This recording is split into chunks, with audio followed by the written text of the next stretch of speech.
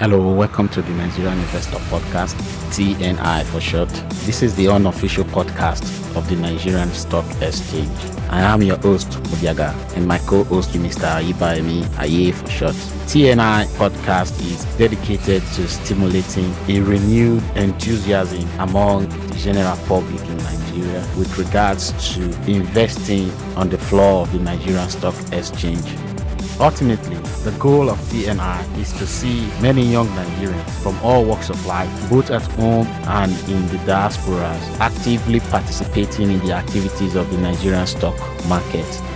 Before we go further, we would like to place on record a disclaimer. TNI podcast is solely for the purpose of education and not a replacement for professional financial advice. Let's begin.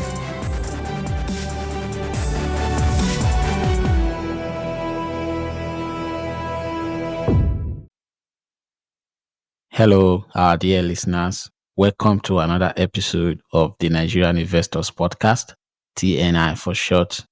As usual, I'm here in the studio with my co-host, Aye. Aye, say hi to our dear listeners this morning. Hello, everyone. It's good to be here once again, talking about interesting facts in the Nigerian stock market. Mudi, very happy to be here. Thanks. It's always nice to have you here, Aye, as you share your wealth of knowledge and your experience as an investor on the floor of the Nigerian stock market on this podcast. And I'm sure our listeners, they do appreciate your contribution to this podcast. On today's topic, we'll be talking about the terminologies that are thrown around and used on a daily basis as far as stock market and stock exchange is concerned. Aye will throw more light on today's topic. Yes. The idea behind this episode is just to give you listeners, especially those of you who are just starting out, a brief understanding of some of these very popular terminologies that you're going to likely hear on the stock market. I know sometimes these terms might come off as very confusing, especially for a first timer who is trying to put money into the stock market, and already you're hearing of some very strange terminologies you've never heard before. You're trying to make sense of it, trying to understand what does this mean, what does that mean. So the idea behind this episode is just to let you know some of these terminologies and all of that. And there's one thing we need to point out is that obviously we won't be able to cover every single terminology that's out there, but we believe that through this episode we'll be able to cover a good portion of the most basic terms that you're going to hear. And yeah, you can always reach out to us if you hear any new terminologies and you're trying to make sense of it. So let's get started. What are the most popular terms that you're probably going to hear? A good one you probably hear is what I like to call ticker or symbol. And basically what this represents is companies, when they are listed on the stock market, they are given a name. They're given a ticker or a symbol. It's often just abbreviation of the company's name or some initials of the company. For example, you have companies like Dangote Cement and they're called Dank Cement. And you have companies like United Capital and it's called UCAP, which is just like an abbreviation of the company's name. But that's basically what a ticker is. And if you want to buy a stock, you need to know what its ticker symbol is. And you can easily get that information by simply going to the Nigerian Stock Exchange website. But the idea behind these ticker symbols is that they are very intuitive. And for most trading platforms, you can easily know what these tickers are. They even give you opportunities to search companies' names, so you can always know what their tickers are, right? So Modi, did I miss anything on that? No, you did very well on that, and it's always nice for new investors to know that the name of the company that they actually might be interested in will not be what they'll get when they're trying to buy the share. So the ticker or the symbol is very important. For example, the UCAP that you said, most people will be looking at for United Capital, but they'll be surprised that it's UCAP that we know it to be. African Prudential is known as AfriProd. AfriProd, yeah, and we have so many other ones like that with funny ticker that very funny tickers. Like we have TIP for the initiate PLC. Exactly. Yeah. Some are actually very clear. Like you have Unilever, you have abbreviations like NB for Nigerian breweries, You have J. Yes. Beja for Julius Beja and all of that. Yeah. Mm. What else would you probably see? You probably see share price. There's a lot of people might get confused by that because you see a company like Dangote Cement that is worth trillions of naira is selling at 400 naira per share. I think as of last traded, it's selling approximately 400 naira per share. So what does that represent? Well, it's important in fact, I think we're going to use this moment to explain like three very important concepts that you will just definitely come across when you are investing in the stock market. One is the share price, another one is the outstanding shares, another one is the market capitalization. The interesting thing to understand here is that the companies trade on a per share basis, they don't trade as a complete entity, and that's because public companies are not owned by any singular person, they are owned by the investing public. Often you have a majority shareholder, like in the case of Dangote Cement, the majority shareholder is Dangote himself, but it's often owned by a lot of people. They tend to break this down into a per share basis. Shares are just units of ownership of a company. So when we talk about outstanding shares, we're talking about all the available shares of a company that investors can buy. In theory, if you wanted to outrightly own the entire company, you will have to buy all the shares outstanding.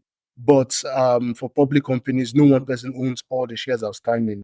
But that's technically what they represent. They represent 100% ownership of the company. So if you wanted to own the entire company, you will have to buy all the shares outstanding. And each of these shares outstanding carries a price, which is called the share price. So you have a share price, you have a share price per unit of each share, right? And that's the share price that you see quoted on the stock market.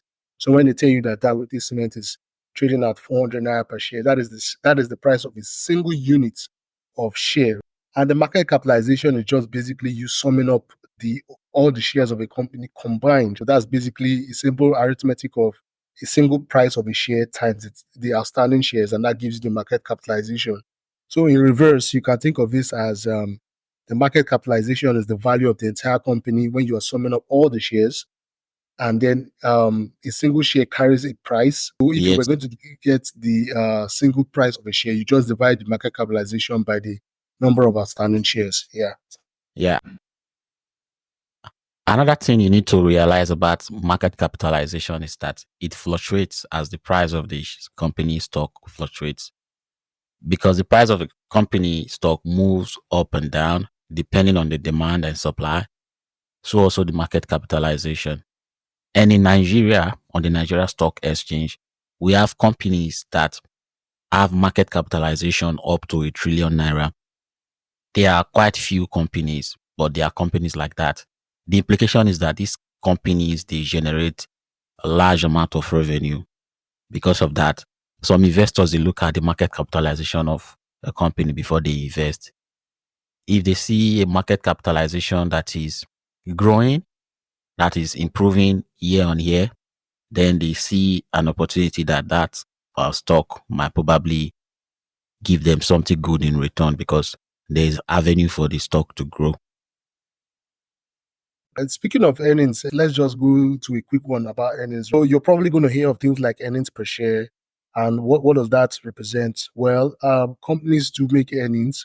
There are a lot of technical aspects to it, and we hope we'll break that down in subsequent episodes. But when we talk about earnings, we're talking about the earnings that belong to the shareholders. So it's often called bottom line. So you're going to hear these terms: top line, bottom line. And it's in simple terms, the top line is the revenue the company generates for the year, and they usually pay costs on these revenues, like they pay taxes, they pay their workers, they pay the cost of production, and these will be deducted from the revenue. So when they're deducted, you then get the bottom line, and the bottom line is essentially just the company's earnings or profit after tax. And like we said, companies, they don't trade as a single unit; they trade on a per unit basis, and those units are called shares. Interesting enough, the earnings are also broken down into unit basis. So we have earnings per share. That just helps you gauge what you are entitled to from a company, since we know companies have outstanding shares and those shares are owned by numerous people. For us to get the earnings per share, we simply divide the company's profit after tax by the total number of shares outstanding, and we get the earnings per share. And that's essentially trying to tell you that each share is entitled to so and so earnings, XYZ earnings. Like, for example, you say oh, a company has 2 naira earnings per share, that just means that each share carries a earnings of 2 naira. Right? And if you wanted to know what the entire profit after tax is, you definitely have to do the math and just multiply the EPS, that's the earnings per share, by the share outstanding, and that just gives you the profit after tax. So that's what Yeah, earnings per share represents. yeah, that's a good one. Earning per share also helps you to gauge the company performance year on year. So you have what we call YOY. That means they're trying to compare the performance of the company in the previous financial year and the current financial year. That's not the only thing that they compare, but you might want to compare that too to see if the previous year's any per share is lower than the current year's any per share. That tells you the company is going in the right direction because you're able to increase their earning per share, which is a fantastic thing that you must look out for. And talking about the top and bottom line, like he said, revenue is just the top line, and the company is going to spend a lot of money um, and pay taxes. Then they now get the profit. The profit is not the bottom line. Not all the time that the bottom line is positive. Sometimes it could be Yeah, negative, yeah. meaning they made some losses. And when they make some losses, then you know the company did not do well for that particular year. And when companies they make profit, meaning the bottom line is positive, some of these companies they decide to reward the investors, that is you and I, by paying us dividend. Dividends are just profits that are realized from the company business paid to the investors. They pay this dividend either once in a year in Nigeria. I'm referring to Nigeria, either once in a year, or some they pay twice. They pay the one we call interim dividend. That's mid-year. They pay down so around September, October. Most companies that pay twice in a year. But majority of the companies on the floor of the Nigeria stock market, they pay the dividend just once in a year. And this dividend is taken from the bottom line. And most times too, the companies they don't pay the entire uh, bottom line or profits that they made for that year. What they do is they might decide to pay some amount of that profit Mm, and keep the other ones. When companies they pay part of the profit that they made for that particular year, they and keep the remaining balance to reinvest into the company. We refer to that as retained earning. mm. Interesting you mentioned this. I think one other term that investors will definitely hear in relation to what you just mentioned is what we call retention ratio and payout ratios. Essentially, it's just the percentage of the company's earnings per share that is paid out as dividends. That is called the payout ratio, and the portion that is retained is called the retention ratio. Regarding dividend payout ratio and retained earning, I think we should use a life example like African Prudential in 2023, which was last year. They released their financial statement, and in that financial statement, which is for 2022, but is released in 2023, they declared that, excuse me, they declared that they made a profit of 1.4 billion naira. And out of that 1.4 billion naira profit that they made for that year, they decide to reward the investors with 1 billion naira. That's the payout ratio. And decided to keep 400 million naira as retained earning. That retained earning goes into the back to the business. They could do anything they want with the money to expand the business. They could decide to use it to pay down some of their loans. They could decide to just keep it in a savings account or fixed deposit until when they run into uh, cash issues, they can use it to bail themselves out. And some companies as well, their retained earnings, they do keep it for a while. And when they fail to make profit in subsequent years, they can use it to placate their investors by paying dividends from retained earnings. It's not uncommon. We've seen so many companies do it uh, every now and then when they fail to make profit, declare profits in a particular year, and they still go ahead to pay dividends to their investors because they have the retained earnings that they've kept in previous years. It's just like the biblical story of Joseph and the Egyptians when he told Pharaoh to store grains for during this 7 years of plenty. And when the famine came, they were able to fall back on the grains that they stored when everything was bountiful. That's how it works too for some companies.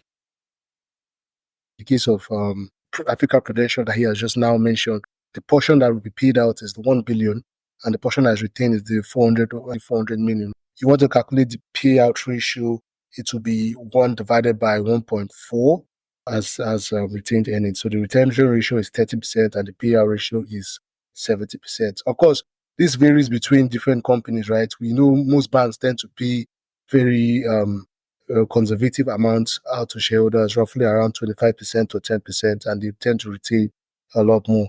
Whereas some other companies tend to pay out more and retain very little. Yeah. As for the bank that I mentioned, the CBN usually approves of their dividend before they pay it out. As soon as they release their financials and they make plans to pay dividends, they send it to the CBN. The Central Bank of Nigeria will approve of that first because the Central Bank of Nigeria is looking out for uh, depositors' fund in order so that the Protection. bank does, yeah, so that the Yeah. bank do not go away. So to protect the public. So that's why I think most banks they don't really pay out a large portion of their earning to investors as profit. So Mundi, I like what you just said. Yeah, and I quite agree with you. So yeah, just for alignment's sake, a lot of investors would want to pursue companies that, um, for example, I would say some companies that are in their growth phase, they tend to retain a lot of their earnings because they're in that growth phase and they need to fund a lot of their growth internally using internal generated cash. So they tend to focus on retaining more. And like you mentioned, for the banks, it's mostly about protecting shareholders and protecting depositors, sorry. And they tend to retain a good portion of their earnings so that they can have buffers in place so that they can equally even give out more loans. And it does factor into their growth formula. It does factor in, well, mostly where we see companies retaining a lot of earnings, we tend to see this in companies that are in that growth stage. But for more established, more mature companies that have been around for a long time and have gained market dominance and all of that, some of these companies even have access to very cheap debt financing.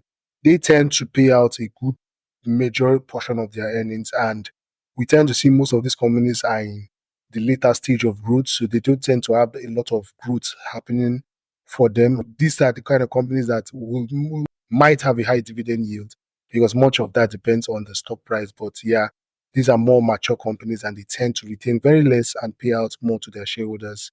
And speaking of dividend yield, this is just basically the return on investment when you are using your dividends as the return and you are looking at the stock price as the invested amount. The dividend yield is just basically a percentage representation of your return on investment when you are looking at your return as dividends. So for a company that pays say 1 naira as dividends, and let's say you bought the share at 10 naira per share, if you do a simple arithmetic dividing the 1 naira by 10 naira per share, you will realize that the dividend yield is 10%. So essentially, that's just what a dividend yield is trying to measure. It's trying to capture what your return on investment is giving the share price you bought the share at and the dividends that has been announced. Do you have more Okay. to add on that?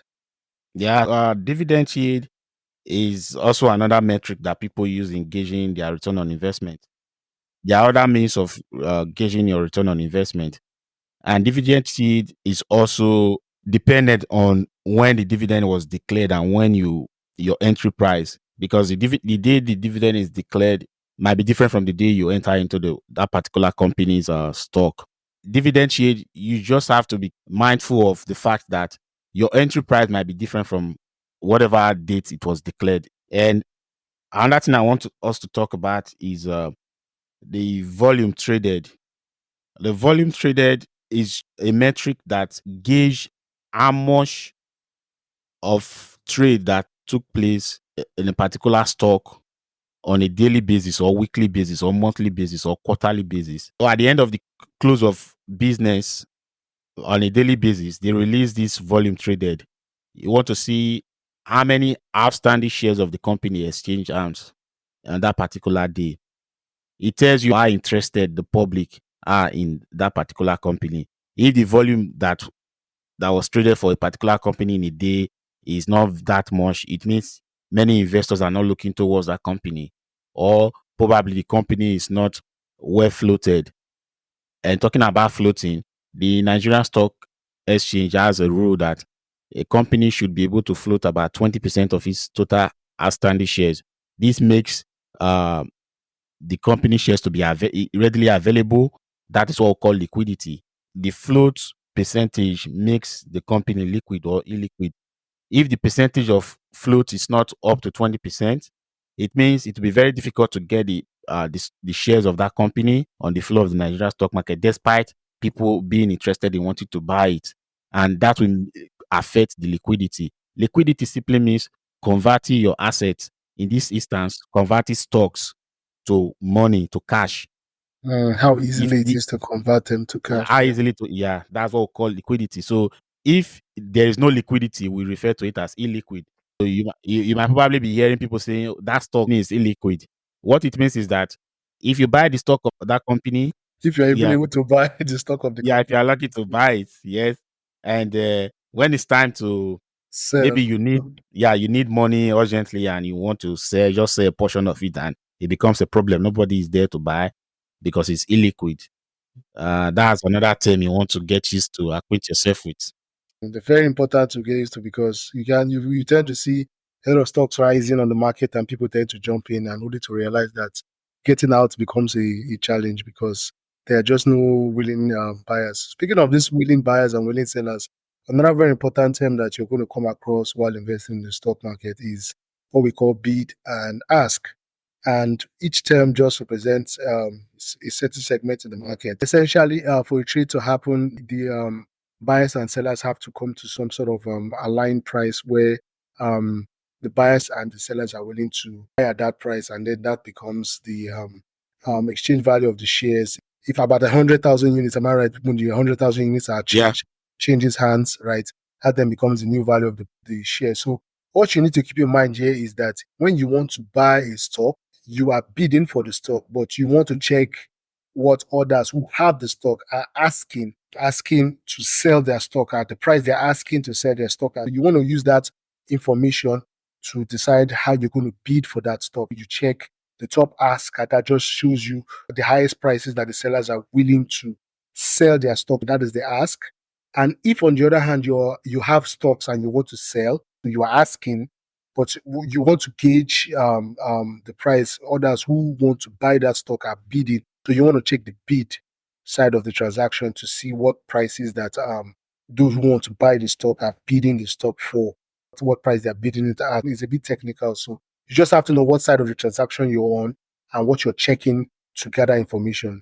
Yeah. Yeah, that helps a lot, because if you know the ask price that various sellers are willing to let go of their shares, then you will be able to gauge, having done your homework, uh, and how you value the company. You know how much price you're going to bid for the stock, and that also brings us to two methods or two price type that you can use when you want to bid, if you want to buy a stock or even if you want to sell. That's what we call the market and the limit price type.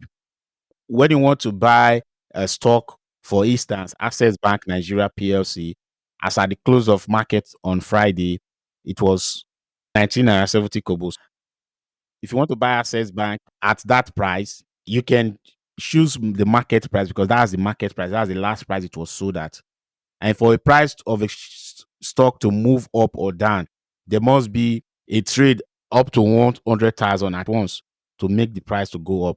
For instance, the Access Bank that closed at 70 kobo, 19.70 kobo. If the price needs to move up, someone has to bid for Access Bank, let's say for 20 naira per share, and at least 100 unit of shares of Access Bank has to be sold for at that price for the price to move up. Now, if you want to maybe bargain to buy the shares of Access Bank, and currently the price is 19.70 kobo, you might decide to use the limit as type. you might decide to say, okay, I want to pay 19 naira 50 kobo or 19 naira for that matter. That's a limit. Meaning you're telling your stockbroker that if the price doesn't fall to 19 naira or 19 naira 50 kobo, I'm not comfortable in buying this stock. So don't go ahead and fill my order because I've already made an order to buy at 19 and 50 kobo. If the price doesn't get to 19 and 50 kobo, don't fill the order. Just forget about it. At the end of the business day, that order will be cancelled because you put in a limit price. Most of us, that's how we buy stock. We usually use the limit because the prices of stocks, they fluctuate a lot. If you use the market price and the price fluctuates, maybe moves higher up, you're going to spend more money buying the stock. And if it drops down, you're going to spend less money in buying the stock. But you never can tell the direction the price of the stock is going to go to. You just have to use the limits. For most people, it's convenient for us to use the limit price when we're trying to purchase the stock. That's one thing about price and limit. And also the order duration too. Sometimes your order can be for just a day. So you'll be the one to decide that your your order can just be for a day, it can be for 5 days, it can be for 10 days, can be for 14 days. What this means is that if your stockbroker cannot fee your order for that particular day and you choose for 5 days, the next day is going to continue at that price you want him to buy the stock for you until the 5 days is has elapsed. And if the order is not filled, then your money will be returned back to your account. But on the other hand, if you choose the daily order duration, at the end of the business day, if your order is not filled or is not fulfilled, then your money is returned back to you. The next day you can start all over again. Again, just preference. That's what I do. I use the daily. I don't use 5 days or 10 days or 14 days. I don't know about a year. How do you go about yours when you're buying? I use the daily as well. I mean, if you want to buy a stock, you want to buy it at the price that you control. It's all about control. You want to buy it at the price that you're very, very comfortable with, and you want to get it as soon as possible. Yeah, Um, that's nice. Another interesting term will be penny stocks, or in the case of Nigeria, we often call them Kobo stocks. And essentially, these are stocks of companies that their share price are traded in the Kobo range. We often see companies trading below 1 naira. I think the lowest a stock can trade on the market is 20 Kobo. Correct me if I'm wrong, Woody. Yes. Yeah. 50, 20 kobo. You can't trade less than 20 kobo. Exactly. And some people have found a strategy of investing in these kinds of stocks because they tend to be extremely liquid, although some are illiquid. Even a small sum of money can buy a lot of units of this kind of company shares. These are called penny stocks. What other interesting things would in the stock markets? Okay. There are other terms that I would like you guys to also get acquainted to. That will be talking about corporate action. Corporate action is a term that will be thrown around every now and then. It simply means when a company is about to make an announcement, most times about payment of dividends or resolution that were reached during their general meeting or board meeting regarding the company, how to move the company forward. And you can easily find this corporate action on the website of the Nigerian Stock Exchange. There's a section for that where you can easily get that. That will bring us to some other terms such as qualification date, closure of register date, and payment date. Are you? Interesting. Yeah. Yeah. So to explain these, when companies do declare dividends, it is not every shareholder that is automatically entitled to those dividends. Usually, when a company declares a dividend, it usually gives time for investors to sort of buy their shares and be qualified for those dividends. And that period is often called the qualification date, and that is in between when the dividend was announced and when the company's registrars will be closed. So that's often called the qualification date. That's the last date you will buy to qualify for a company's dividends. We always recommend that you buy well before that date, but that is the last date upon which you can buy the share and qualify for the dividends. And then you have what we call the ex dividend date, which is the date after the qualification date. And that's when the registrars will close. Remember, we've already talked about registrars in our previous episode, and this is when they will close the books of shareholders. So they'll close their registry of all shareholders and begin to collate data on which shareholders are entitled to the dividend. So that's the ex-dividend date. And then we have the payment date when the dividends will eventually be paid to qualifying shareholders. Yeah, so those are the most important dates related to dividends: the qualification dates, the ex-dividend date, and the payment date. Yeah. So did I miss anything, Muri? No, you didn't. You didn't miss anything. Okay, good. That's something you also have to know. And companies also, like we said earlier, they report their financial dealings. Is mandatory by the Nigerian Stock Exchange. They have to report their financial dealings. Uh, they have the one we call FY. That's a full year report. And I think Aya has explained this in our previous episode. A company has to report full year report, which is audited by an external body. Before they submit it, just to make sure whatever they are reporting is accurate. Then the companies are also expected to give reports every 6 months. That's the half year report. And if you look at the calendar year, it's 12 months. And the 12 months, if you divide it into four, it's going to give you a quarter. And a quarter is every 3 months. So the companies are also expected to give quarterly reports every quarter. So they give a quarter report 4 times a year. Then there is another important terminology that we need to talk about, and that's what we call the T3. If you buy a stock on the floor of the Nigerian stock market, thanks to technology, if your order is completed by your stockbroker, you will see the stock that you've bought immediately. But behind the scene, the trade is not finalized because the money that you use in buying that stock has to be sent to whoever that sold the stock to you. So it takes 3 days for that transaction to be completed, for your name to appear on the books of the registrar to that company whose shares you just bought. If you listen to our previous episode, we talked about the registrars. And if you listen to that, you will know that, for instance, the registrars to Access Holding PLC, that's Access Bank, is Coronation Registrars. Now, if you buy Access Bank shares on a Monday, you're going to see the shares of Access Bank that you bought once the order is completed that Monday, thanks to technology. But what we're trying to say here is that if you open an account with Coronation Registrars just to keep tab of the number of shares that you own with that company, you'll find out that your name will not appear on Coronation Registrar on that Monday that you bought the stock. It's going to take another 3 days on Wednesday before your name will appear. That's time it takes for settlement. It takes 3 days. So that's it, T3 that you will hear people talking about. And this is very important too when it comes to if you want to buy a stock that is about to pay dividends. If you buy close to the qualification date or the closure of register, you might probably not get the benefit from that stock because the time it takes to settle for your name to appear on the register might be more than the closure of register dates. And once it's more than the closure of register date, then you won't benefit from that.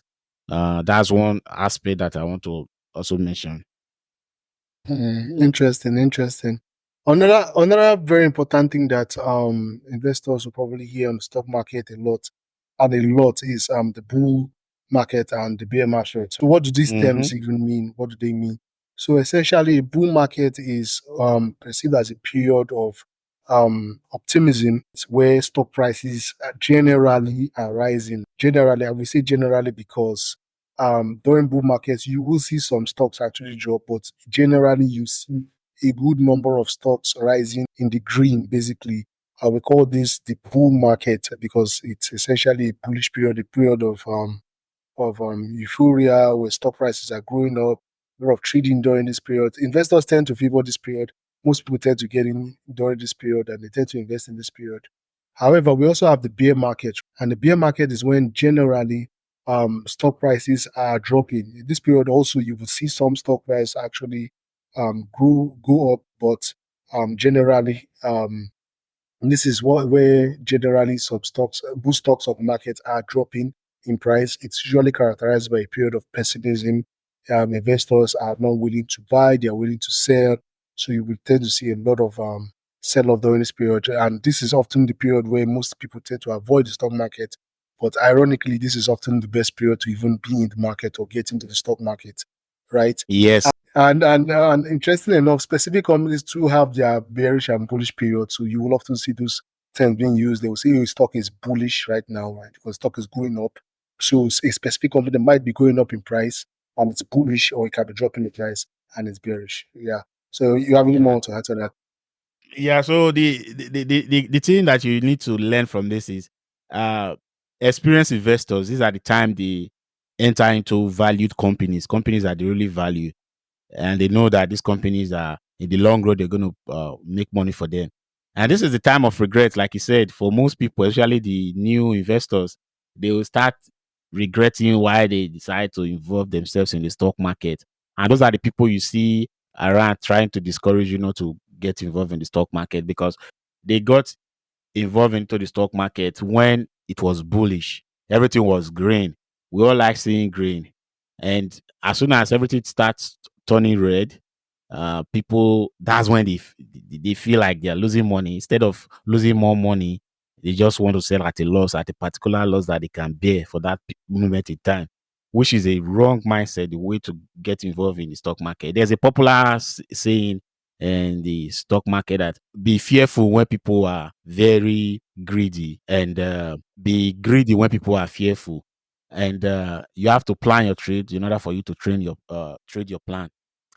So that's something you need to learn about the bullish and the bearish period.